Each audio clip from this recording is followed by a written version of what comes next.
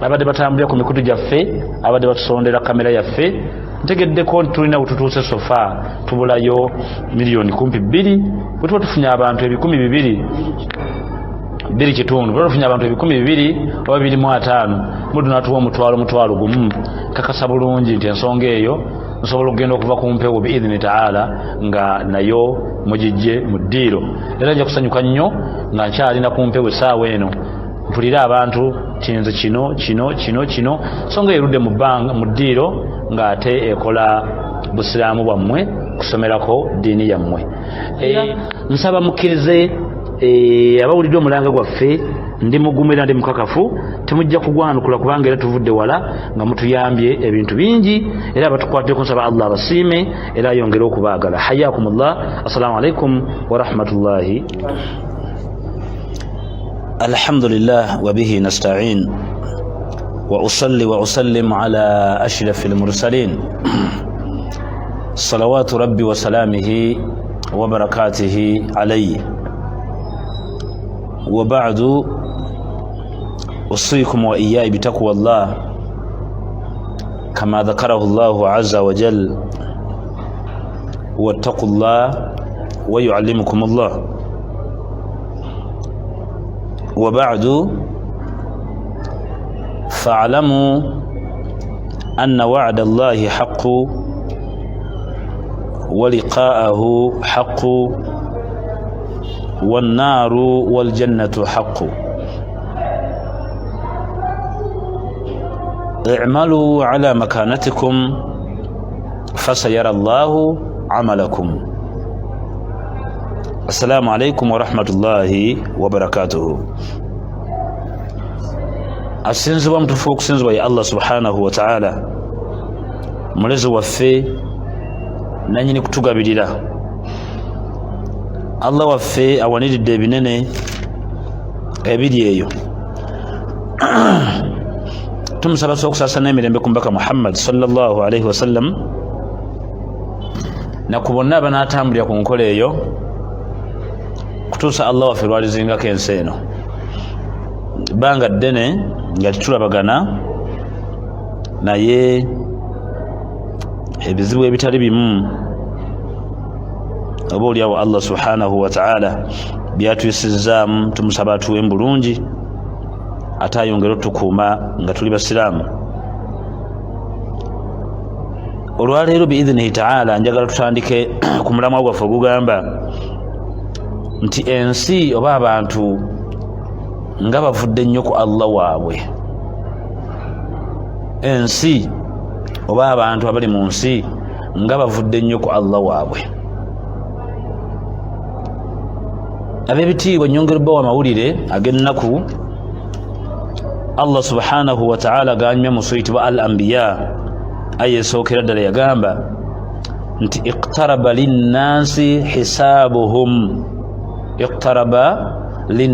hisabuhum ne wahum fi ghafratin mu'ridun.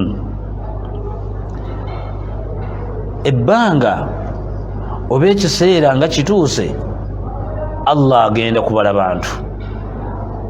Ekiseera nga kiweddeyo Allah kwagenda okubalira abantu. Naye majority abantu empangaala yaabwe abasinga bonna wahum fi ghafratin mu'ridun.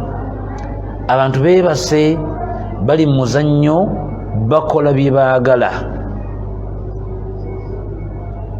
Eyo aya mu sura al-Anbiya Allah yayongerako yagamba nti ma ya'tihim min dhikrin min rabbihim muhdathin illa istama'uhu ne wahum yal'abun. Teriyo teeka, teriyo aya, teriyo nsonga gy'ogenda kusomera abantu ng'ekwata ku Allah nga mpya mu matu gaabwe, wabula byonna by'oleeta mivumba ebintu ebyo baabiwulirirako dda. Ne wahum yal'abun, abantu bali mizannyo gyabwe. Era omuntu wakuza n'ekibuzo nti gwosoose okwogera kufa, gwayogera ku bulogo, gwosoose obwogerako twabiwulira dda ku mulebe gwa Idi Amin. Kwe kusalawo omutwe guno tugugyeyo special tuguleete ogugamba nti abantu abali mu nsi kafiluhum wa mu'minuhum ng'ogassa abasiraamu n'abatali basiraamu nga beebalamye nnyo eyatutonda. Ab'ebitiibwa, nga twewaze nnyo omulezi waffe. Muli bagumu nga mukakasa munaamalako? Tubaleke mubeere bwe mutyo. Allah subhanahu wa ta'ala osuubira omukwata awabi tukuleke okole by'oyagala. Ayatu zino ziringanga nnya ziri mu ssula eyitibwa Twaha. Ayatu zino ziringanga nnya ziri mu ssula eyitibwa Twaha. Allah yagamba waman a'rada an dhikri fa inna lahu ma'ishatan dhanka. Aya 10:24 baserabidde. Aya 10:24 Allah yagamba waman a'rada, omuntu yenna aneewala aneesamba anadduka ebiragiro bya Katonda fa inna lahu ma'ishatan dhanka, ngenda muwangaliza mu bulamu nga bwakanyigo. Yali tategeeza kwavuwaza, Allah tategeeza kuttira mukazi, Allah tategeeza kutta, wabula kyategeeza nnumizi bwamuko munansonyiwa. Allah kyategeeza nti agenda kuwa ekintu kyogenda okuwangaalirako gwa magezi ng'olaba nti kirungi naye ng'ewa Allah si kirungi. waman a'rada an dhikri fa inna lahu ma'ishatan dhanka. Allah anyumyaga nti omuntu bwaneesamba bwaneewala amateeka gange tugenda muwangaaliza mu bulamu oba mu life nga life eyo si nnungi. Allah yetategeeza kumalawo ssente zo. Allah ayinza n'okuwa ssente nga nnyingi naye nga gwa amagezi gakugamba nti Allah akusiimye ezo ssente zaleese nga nnyingi nga Allah ayagala kukutwalirizaawo asobole okwogerako. Allah ayinza okusaddaakira omukyala bulijjo yakulema nga mukyala mulungi atabanga nawo nga Allah kaleese omukyala mu makaago olwamaze okukuteera olumba olukutwala. Allah ayinza okukwanguyiza abantu ne bukeera enkya ng'obukulembeze bubwo n'olowooza nti wano mpangudde ng'ako kaakuteeredde obukulembeze. Allah ayagala kuttira okwo. Ab'ebitiibwa, bw'olabanga Allah akuwadde ssente nga nnyingi otuulanga ebbali ng'oli bwombo oba ng'olinamu amagezi ne weebuuza ssente zino ezitaggwaawo lwakuba nsaddaaka nnyo lwakuba nti Allah azikuumiddewo. Tosaddaaka, toyina mulimu gw'okola mulungi naye ate buli kyossaako engalo gaggawala ofunanga okutya n'otegeererawo nti kano Allah kaasumuludde ssente nga sikola by'ayagala, ayagala kunjokya. Kubanga mu sura eyitibwa Al-Isra Allah yakizza. Allah yagamba atya wa idha aradna an nuhlika alqaryata amarna mutrafiha. Bwemba omuntu n'ayagala omwonoona obanga n'ayonoona akaalo nga nkakyaye nteekako abagagga bangi. Oli statement ya Allah, amarna mutrafiha, mbateerako ebyokwewunda ebyokweyagala ku kaalo ako nga bingi ng'abaliko balina obulamu nga bungi. Fafasaqu fiha, bannannyini ssente zino ne batandika okukola buli zambi, ne batandika okwonoona ku kaalo, ne bakolako amabaala, ne banyulako omwenge, ne batandika okwenda, ne balya ekisiyaga, kubanga mulimu amazambi nga gakolwa mugagga. Allah yagamba bwe mutandika okukola buli mazambi ago amanene fahaqqa alayhi alqawl, nendeeta ekigambo kyange ekisembayo ku kyalo, olwo ne mbakwata nga nkwata ekyalo ekyonoonefu. Olaba bwaleese ssente osumagire olobe olowooze nti layifu ewedde, Allah n'akuta. Ab'ebitiibwa, omulembe gwe mbagamba abantu abavudde ku Allah tetuli ku basiraamu bokka, wabula kafiruhum wa mu'minuhum, obalaba nga abantu bali bingi. Waliwo omujego omu musajja mukulu ali ku TikTok okwo, bwe yabadde ayogeraganyako naye banne abamu nga bamukwata ku butambi yafulumiza ekigambo ekigamba naga nti mmwe abagamba nti katonda gyali njagala mumbuulize katonda kati ye yennyini nga tannatonda nsi yaliwa mujega abuuza ayagala mumubuulize katonda nga tannatonda nsi ye katonda yaliwa kati omujega oyo mubuuze ansa nyangu nnyo bw'oba oyogedde n'omujega oyo namwe mumubuuze mugambe nnyoko nga tannakuzaala gwe yeyita ow'obwongo gwate waliwa kubanga maama wo yamala kwegatta na kitaawo bazaale gwe olwaleero alabika nti olina amagezi mangi obuuze yakutonda kati genda naawe weebuuze otuddemu ansa nnyoko n'ekitaawo nga tebannaba kwegatta kuleeta gwe waliwa so nga ate ffe omulezi waffe atunyumiza gwe wewali Allah yagamba ahal ata ala al-insan hinun min ad-dahali lam yakun shay'an madhkura suratu dahal oba suratu al-insan aya sookera ddala Allah abuuza mumanye ebbanga eriyita ku muntu ng'ayina waali ffe nga tumanyi mwe nga temumanyi mwali mulirowoozezaako Allah kyategeeza nti abaana bo b'oyina ewaka Allah yabateekamu dda amagi gaabwe bazzukulu baabwe batabani baabwe bawala baabwe Allah abamanyi naye naawe azaala omwana tokimanyi nako nti mutabani waalizaalayo abalongo bonna nga balenzi ng'ate beeru tokimanyi naye ate omulezi waffe buli mwana gw'osuula wakimanyi nti oyo mwana gwazadde ku mugongo gw'alinako obwana 18 alina abazzukulu 7 alina abaana b'obuwala 6 bw'oba oyagala kubuuza omulezi waffe we yali nga tannatonda nsi kati omala kubuuza ggwe kennyini maama ne taata nga tebannaba kwegatta nze naliwa bw'omala okutegeera we wali olwo n'obuuza ekibuuzo we nali ani yali ankuumiddewo bamuyita Allah eyali ankuumiddewo yaliwa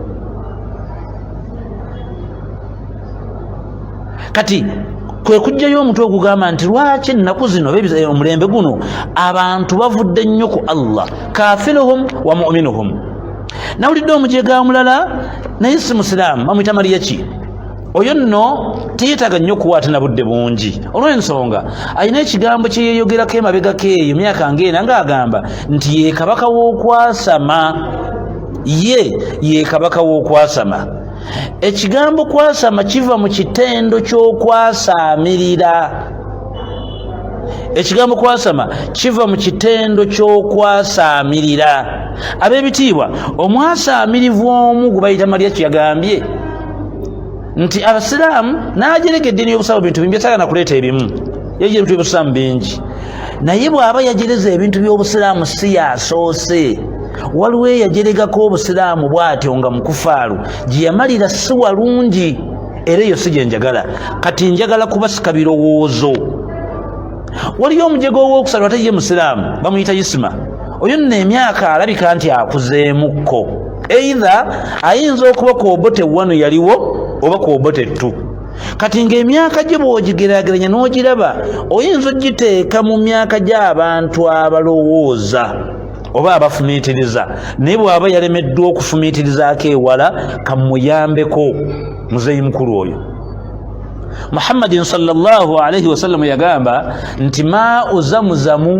lima shuribala maa'u zamzamu lima shuribalahu amazzi ge bayita zamzamu kyowulira nti kyoyagala bw'oganywa Allah kyakuwa kati ekibuuzo musajja mukulu obadde okimanyi bulungi nti okgenda e Makka Allah yakuteekawo nga ku abantu ba busobozi be bagagga omuntu ono atasobodde kugenda amazzi ago yandigafunye atya ng'ono agenze si yagaleese kubanga nabbi akugambye nti maa'u zamzamu lima shuribala ab'ebitiibwa amazzi ga zamzamu kyonywa kyoyagala Allah kyakusaddaakira kyakuwa oba oli mulwadde oba olina kizibu oba olina haja oba olina ki kyonywa kyakuwa atagenze ng'okimanye hijja oba kugenda e Makka kwaba busobozi amazzi ago yandibadde agajjawa ng'agaagala olyoka ate ovumirira agatambuza kiba kitegeeza nti gwe yaliwo ku mulembe gw'obote ntegeerayo nnafu ntegeerayo yeba yesulise kale ebigambo by'obusiraamu oba ebigambo by'eddiini tobisangamu nnyo bwongo bw'oba tomanyi oyinza okumaliriza nga Allah subhanahu wa ta'ala akunyigidde n'akukola ekikyamu ekyo kyeyakola Abdullahi bunu Ubayyi ibn Salum. Tukomewo.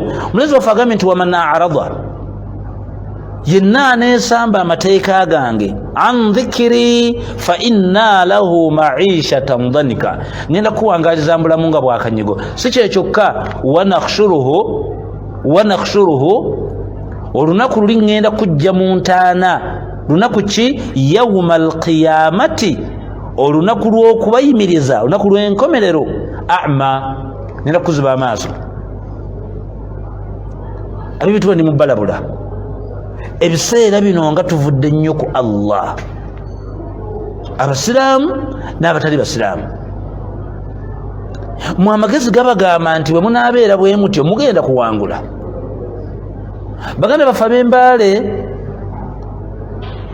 muteekwa okutuula mutegeere ki kye munyiiza ku Allah, mukitereeze, mukimanye nti okusala embalu abantu bateekaawo mu lujjudde, abantu nga bali bwereere, abakyala, abaana n'abasajja, ne mutuula ku nsozi zammwe ez'emasaaba, ne muleeta omuntu abasiiga amadagala nga abakyala bali bwereere, nga n'abasajja bali bwereere. Ekintu ekyo zambi, era ekintu kye mukola ekyo mutambuza obwonoonefu. Allah aludde nga munyiivu gye muli.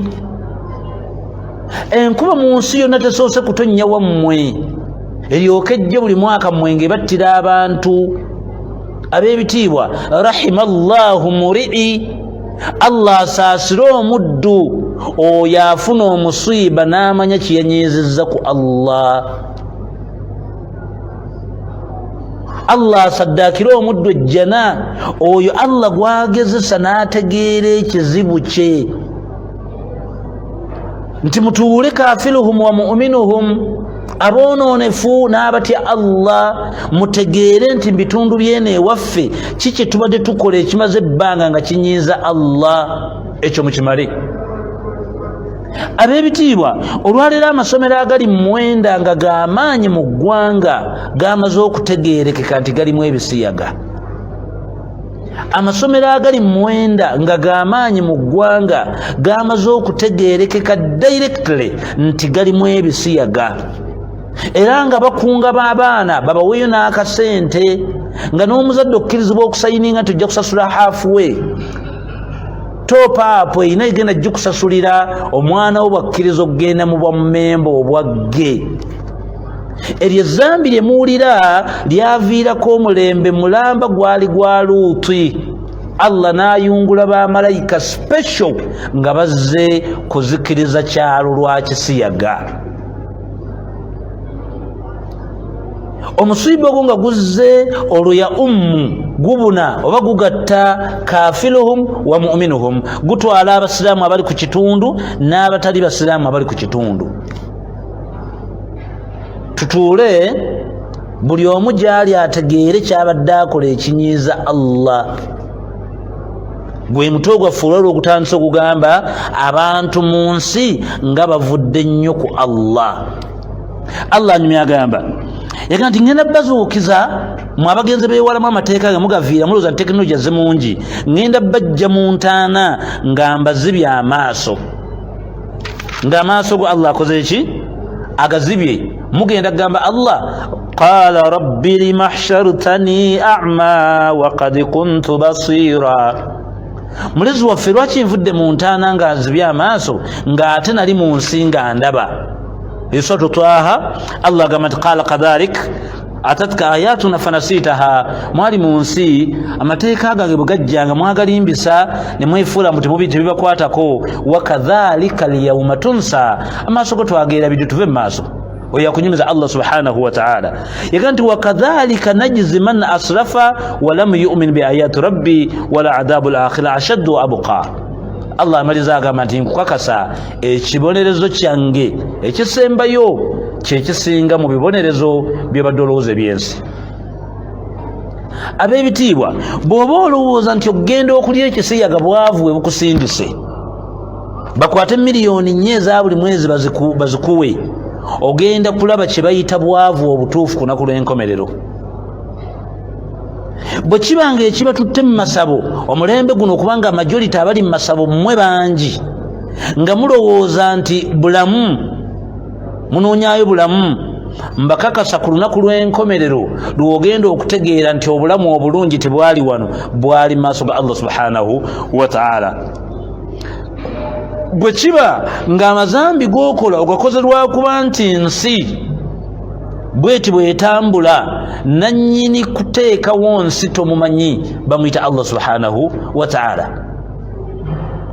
Kambabuza ebibuuzo, maliya ki n'owa maliya kibo nga bw'ofaanana bwe weeraba? Wandibadde Allah subhanahu wa ta'ala akuwa obusobozi obuva e Uganda ogende Dubai? Gwe tokimanyiiko maliya ki nti okuva e Uganda ogende Dubai wayitako mu bbanga? Omanyi Allah kyayogera ku bwengula mu bbanga? Omanyi Allah kyayogerawo? Omanyi Allah bwe yagamba mu Surati Ar-Rahman yagamba nti ya ma'ashara al-jinni wal insi, bantu mmwe abali mu nsi nammwe amajinni, kubanga mu nsi mutambuliramu ebitonde ebi majini naki n'abantu. Yagamba nti in istata'tum an tanfudu min aqtari samawati wal ardi fanfudu. Yenna awulira nga ayagala okugendako wansi, bana basima golodi, abanoonya zaabu, abanoonya ki, mwabakkirira wansi mugende. Nammwe abaagala okuyita mu bbanga awo, ennyonyi yeekuyisa mu bbanga awo, maliya kyekutwala e Dubai, yagamba naawe genda. Naye yagamba nti la tanfuduuna illa bisulutani. Awo mu ttaka we mulaba waliyo force ezisika nga zizza wansi, naawe waggulu we mulaba mu bwengula waliwo force ezisika nga zitwala waggulu, olumba zita acceleration force. Yagamba amaanyi ago ne mmalanga kuteera ne gakusika ng'omaze okugenda mu ggulu togenda kuddamu kulabika ila qiyamu saa. Nammwe abagenda wansi eyo pressure ne mmalangita neekusika tebaddamu kulaba ila qiyamu saa. Ne la tanfuduna illa bisultani, olw'obuyinza bwange n'amaanyi gange nze mbayamba mu bwengula n'ozunga, ne wano wansi mu ttaka n'ozunga. Maliya ki obadde okimanyi nti okuva e Uganda ogenda e Dubai wayitako mu bwengula? Oyo gw'oyagala okubikkulira akamwa singa yakukwatira mu bwengula awo, bwana badde omugyewa ye nannyini kuleeta ddiini. Eddiini gy'oyagala okumanyiira obusiraamu obwo yabutwogerako mu ssuura eyitibwa Al Imran aya 19. Laga nti inna ddiina inda Allahi al Islam, nze omulezi wamwe mu ggulu gye ndi siinaayo ddiini gye mmanyi ntuufu okuleka obusiraamu. Oyo akunyumiza tanyumya ekigambo ng'asaaga, aye tanyumya na kitonde ng'akirimba. waman awfa bi ahdihi min Allah, ani gwe mumanyi mu nsi ayogera ekigambo ng'akinywererako okusinga Allah? Ani gwe mumanyi omukuumi w'endagaano ku kigambo ky'okusinga Allah? fastabshiru bibayukum alladhi bayatum bihi, mbasanyusa endagaano gye nabalagaanisa nze Allah wammwe ngenda gituukiriza. Bw'oba waakufuna jjana ngenda gikuwa, gwe nagamba nti ngenda kwokya ngenda kwokya. Tuli ku mutwe ogugamba omulembe guno ensi ng'evudde nnyo ku Allah, ng'ebintu byonna obiraba nti bimaze okudda ku bikukujju bivudde ku origino. Ate abalabi obujega bwe muyina noddira ekintu ky'olabira ddala nti kivudde ku origino, gwali n'okiraba nti kituufu. Emabegako nga tukyali baana, omuntu yenna bwe yayambalanga empale ng'erimu ekituli, ng'oyagala toyagala muddayo eka ne mugamba mami oba ddadi nti eri waliyo omulalu. Era nga tukimanyi nti engoye eziyulisa engoye z'abalalu ab'ebitiibwa. Olwaleero omusajja Haaji Mulamba ajja n'ekipale nga kirimu ebituli, ekituli nga kiri kabina, kimu kiri ku viivi, kimu kiri mu ntumbwe. Najja mu jjuma, imaamu n'ayanjula n'abagamba omugezi abawe ku salaamu. Kati ayambala ate ebituli bamuyita omugezi, naye nga yali amanyiddwa ng'omulalu. Ebintu biri ku bikukujju, ebintu biri mu kukyuka. Mwe mulowooza bigenda kukoma wano, naye Allah akugambye ekigambo nti iqtaraba linnaasi hisaabuhum, ndi kumpi kubala bantu. Ne wahumu fi ghafratin mu'ridun, bali muzannyo gwabwe.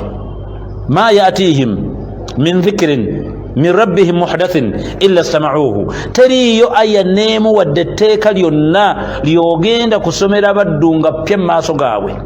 Mwagala kuŋŋamba nti engoye ez'ebituli okukakasa oba okukimanya nti engoye z'abalalu temukimanyi? Naye ggwe tolwesala n'ojja ku mbaga, era ng'ekituli kiri ku mugongo kiraga ne pule underpart weeyita, ne balaba ekituli ne baga nti oyo omugezi, eyo damage. Damage kitegeeza kubanga lulamu. Damage kitegeeza ki mu Luzungu? It's damaged already. It needs to be repaired. Naye bw'oba osobola okwambala damage ng'oli mugumu, tolina kyotegeera mu magezi nti oli ku bikukujju.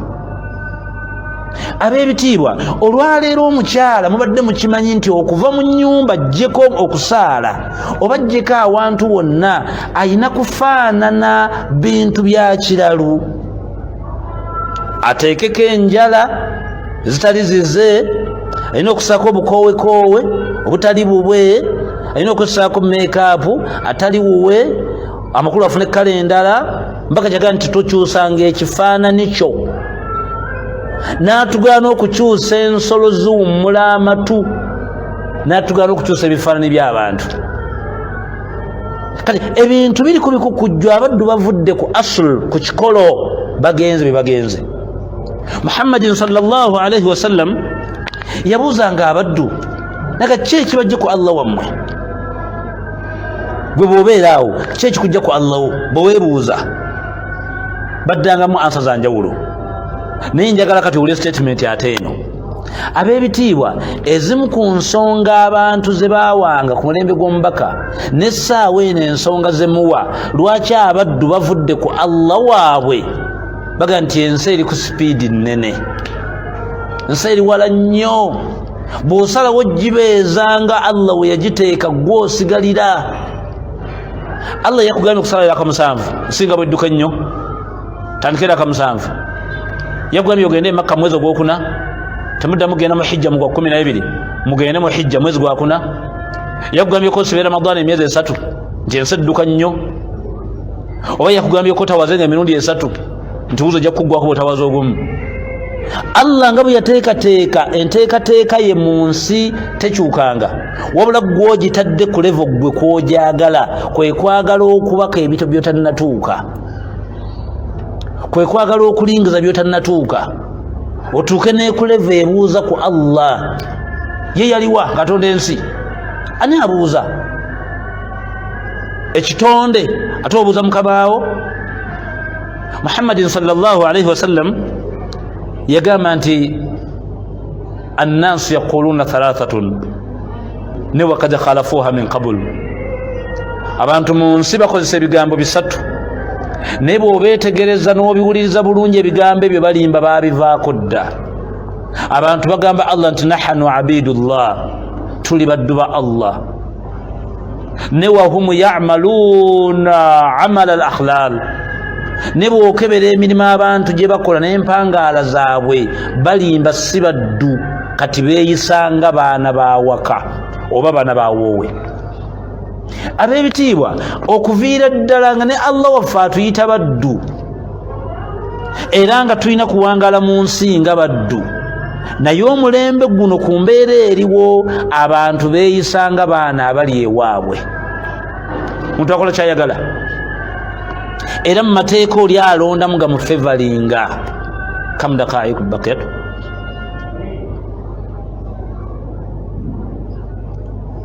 Sulaiman, kam dakaiku tetusigaza.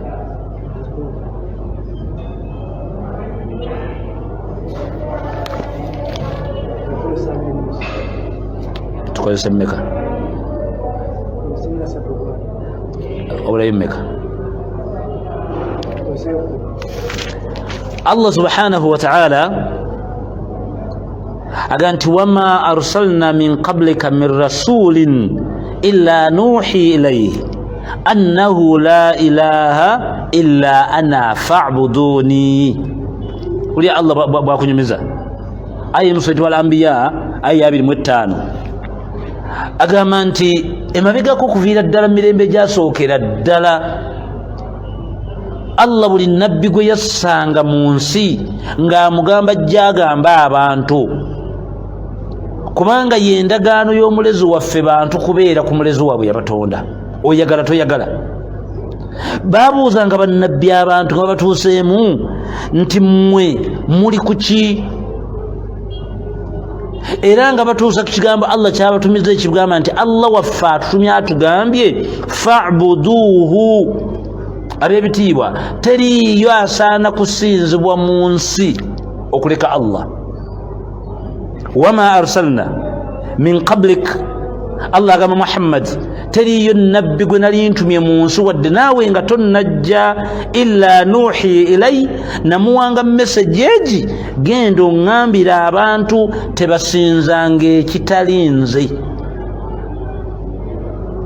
tokolanga ensonga yonna gyesitalagidde towangaaliranga awantu wesitakukkirizza kuwangaalira toyogeranga ekigambo kyenaggaana mukole ekintu eki fa'buduni munsinza za Allah wammwe ekyo kikulaga nti yendagaano gye tulina okuzzaako abantu bonna abali mu nsi sawaan kafiran au mu'min oli musiraamu toli musiraamu yendagaano gy'oteekwa okuddako teweebuuza bibuuzo bya kijiga by'otagenda kusobola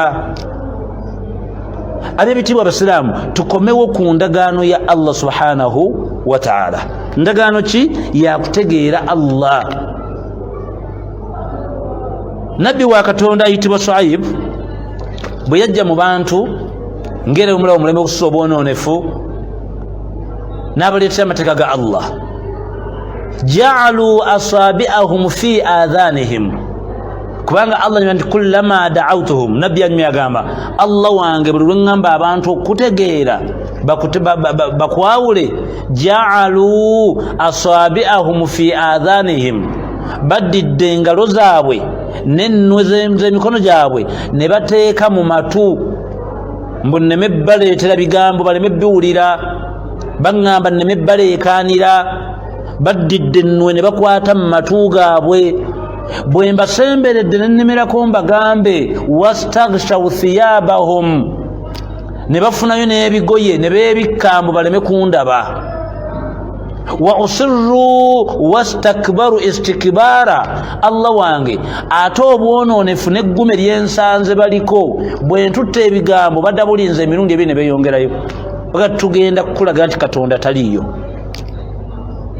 ngeri omujega byekibuuzizza bw'aba gyali atubuule yaliwa ate natonda nsi Katonda ayogere naawe ggwe kati nabbi alipootingewo Allah amugamba nti wastakbaru istikbara wenvudde nga mutaddemu amateeka kati ate baddamu olinza obwonoonefu ab'ebitiibwa Allah yabaleka fadammarnahum tadmira Allah subhanahu wa ta'ala yabakwata yababetenta yabazikiriza mu nzikiriza etali nnungi ab'ebitiibwa biki bye mulaba Allah byatakoze ensi gwe ku mbeera zo ku bwonoonefu bwo n'empangaalayo olabanga ki Allah kyatakoze ensi Allah ebbanga lyamaze ng'agaanya okwambala kw'abakyalo okubi okukunama kwabwe ki kyatabakoze oba kyataleese ensi ewedde baraka wano mwalaajanira covid ebbanga nga mwebuuza nti Allah ki ekiddako fanasarahumullahu Allah najja nga ataasa abantu najjawo obulwadde Allah bwe yajjeewo obulwadde n'aleeta obwavu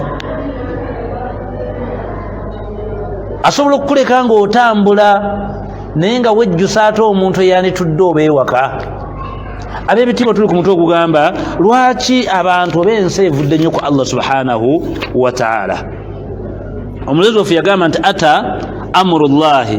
ata amurullahi fala tasta'jiluhu subhanahu wa ta'ala amma yushrikun suratu Nahl aya esooka ata amurullah fala tasta'jiluhu subhanahu wa ta'ala amma yushrikun yeyawukana Allah oyo omugulumivu ab'ebitiibwa Allah tagattibwako kintu kyonna ebiragiro bya Allah byalagidde mukole oba amateeka ge galeese ge mwagala okukereya bimwagala okuteekako ebbali musooke byammwe osazeewo esswala kale yejje ku 9 mala okumala kasitoma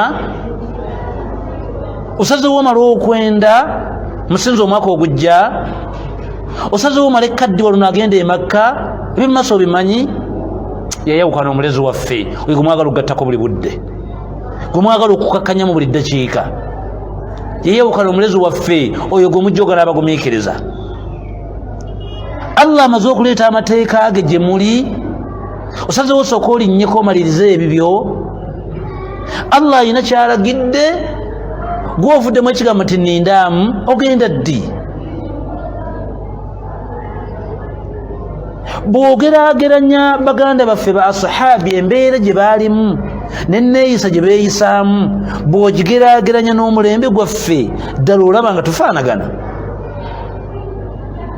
Allah anyumya abantu bali 5 bankizo mu Kulaani omwo era mu maaso ko nja kubaleeteranga omu ku omu omuli Bilal ibn Rabaha yali musajja mwaziinyi naye nga tanasula obusiraamu bbanga naye akatono ke yamanya ku Allah yabonaabona n'asala wanywerere ku Allah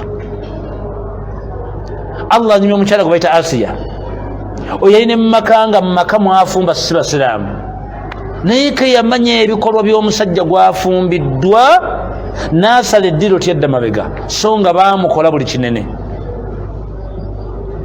Allah anyumya omusajja ayitibwa Abubakar Siddiq radiyallahu anhu ng'abasajja abeewaayo eri eddiini yaabwe n'atuuka okufa nga ssente ziweddewo naye ng'ategedde Allah anyumya omukyala ayitibwa Khadija bintu Khuwailidi mukyala w'omubaka ng'omukyala yali omukwata mpola atayina ssente ne bwe yategeera nti Allah kino kyayagala n'abeera ku Allah n'atuuka omumme ekituninga mu ssula eyitibwa Dahal ويطعمون الطعام على حبه مسكينا ويتيما وأسيرا إنما نطعمكم لوجه الله لا نريد منكم جزاء ولا شكورا إنا نخاف من ربنا ناوين سونغايو لكن كتوكوزا كينو إنا نخاف من ربنا تتيا الله سبحانه وتعالى يوما عبوسا قمطريرا tutyo olunaku lutugenda omusinkana omulezi waffe Allah subhanahu wa ta'ala eyo Khadija kati lwaki omulembe guno abantu abali mu nsi bavudde nnyo ku Allah ebizu byonna bimuwulira amajinni okubanga yingi wadde bantu baganoonya gigali abantu obubbi bagenzeemu bantu bayiwa emisaayi abantu riba gye balimu riba eno yereesa obwavu abantu obwenzi bubakoze obwenzi bulese endwadde sizoni okubanga tuzikyamaki nga abantu baffe enjala omusana gutta abantu bajoze Allah mu'minun wa kafirun abatya Allah n'abatamutya omuddu amala okusaala n'agattako kyagasseeko nga kinene ab'ebitiibwa tuzuukuke tudde eri Allah subhanahu wa ta'ala lwe tugenda omusinkana nga Allah atusiimye mbeebaza abatugoberera era abali ku mikulu gyaffe ebbanga lyetumaze nga tulina mmwe mubaddemu obuzibuzibu obutali bumu bali nalwalamu naye Allah subhanahu wa ta'ala yansoboseza nebanga ntereddemu akatonotono era nembeebaza abatambula n'omukutu gwaffe oba ne gurupu yaffe ya muhajiruna tuwa netubeera mu hijja biidhini ta'ala n'abali omuwummula nsaba Allah abasiime era mwongere okutambula naffe era muleete amannya gammwe mu bwangu kubanga kati mubimanyi bigendagenda online twagala okutusiivinga ng'abantu abo bukyali ekyokubiri nembeebaza abadde batambulira ku mikutu gyaffe abadde batusondera kamera yaffe ntegeddeko tulina wetutuuse sofa tubulayo miliyoni kumpi 2 bwe tuba tufunye abantu 2,2 kitundu bwe tufunye abantu 2,200 oba 25 mudu natuwa omutwalo gumu kakasa bulungi nti ensonga eyo nsobola okugenda okuva ku mpewo biidhini ta'ala nga nayo mugijje mu ddiiro era nja kusanyuka nnyo nga nkyalina ku mpewo essaawa eno mpulira abantu tinze kino nsonga erudde mu ddiiro ng'ate ekola busiraamu bwammwe kusomerako ddiini yammwe twali twalagaana mu mwezi guno era ogw'omunaana gwennyini nga 15 okubanga tumaze okufuna ekyuma kyaffe kya dawaka naye ndowooza twafunamu awo embeera yatukwatiriramu naye abeeyama mujjukira bulungi nnyo nsaba mukomewo mbwangu abaali beeyamye otukirize ensonga eyo bwe tufuna omuddu agyeyimbamu agijja mu ddiiro naawe ate oba otukoledde nnyo naye nga twongera okubeebaza n'okubasaba ogenda mu maaso n'okutugoberera nga mutulaba biidhini taala twongere okusoma eddiini yaffe naddala ku mulamwa gwaffe omupya okugamba ensi ng'evudde nnyo ku Allah ab'ebitiibwa mulowooza munaawangula Allah mbakakasa nti kalla tosobola ne bw'oba oyagala oddamu kubanga teri yali agezezzaako n'awangula Allah. Omusajja omu yeetegeka ekintu ky'okumanyiira Allah ge naamugirewo Kaaba naye n'atendeka ensolo ze n'ayungula bye yayungula nayeetegeka mbakakasa olunaku lwe yali asimbudde Allah subhanahu wa ta'ala tyamukkiriza nakusemberera haramu. Yesula gye mulaba Allah gyagamba nti alam tara kaifa faala rabbuka bi ashabil fil mwab'ebitiibwa mutemumanyi temujjukira bwe nakola abasajja bannannyini enjovu temukimanyi alam tara kaifa faala rabbuka mumanyi oba temukimanyi bwe nakola bannannyini enjovu yabakola ki Allah anyumya agamba nti wa arsalna alaihim tayran ababil twabasindikira amayinja obunyonyi bwajja nga bulina amayinja naye nga buli kanyonyi kalina target ate nga bwe baali bazze buli muntu eyali ku nsolo n'erinnya lye ejjinja lyajjanga akanyonyi kalina ejjinja liriko erinnya ly'oyo buli ebintu bya Allah mbaka era ennyonnyola obuyinja bwe yagaa nti wa arsalna alaihim tayran ababil mulezi waffe yasindika obunyonyi nga buyina amayinja mu kamwa amayinja ago nga galiko amannya bonna abaali ku nsolo buli omu yali siivinganga ejjinja lye. Nkiddamu omuli w'ebisiyaga tosuubira ggwe genda nankuba naawe ayita obwereere tosuubira genda wa Allah na siriimu gwate malaaya tosuubira genda wa Allah mu accidenti munnange gwatta abantu tosuubira genda wa Allah ng'ogudde mu nnyanja. Buli muntu yenna ali mu nsi ng'onyiiza Allah ekibonerezo kyo kiva mu ggulu special nga kikyo.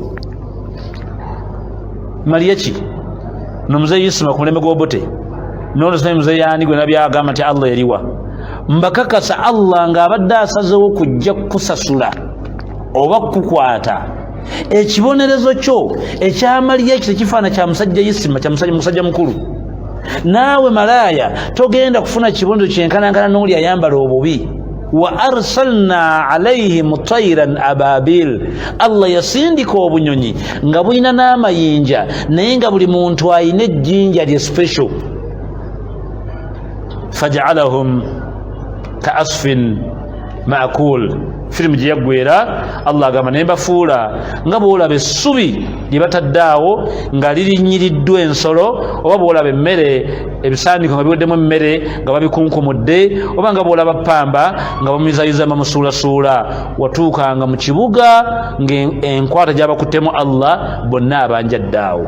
Bw'aba Allah ekyo yakikolako gwani kati ab'ebitiibwa mukomewo ku mulamwa ki ogw'okutegeera Allah subhanahu wa ta'ala. Muleme kugamba nti ensi eri ku tekinologi gw'ogitwale ku levo awo Allah waatagamba giteeka. Hayakumullah wa jazakumullahu khaira. Nsaba mukkirize abawulidde omulanga gwaffe ndi mugumira ndi mukakafu temujja kugwanukula kubanga era tuvudde wala nga mutuyambye ebintu bingi era abatukwatire kunsaba Allah abasiime era ayongere okubaagala. Hayakumullah. Assalamu alaikum wa rahmatullahi wa barakatuh.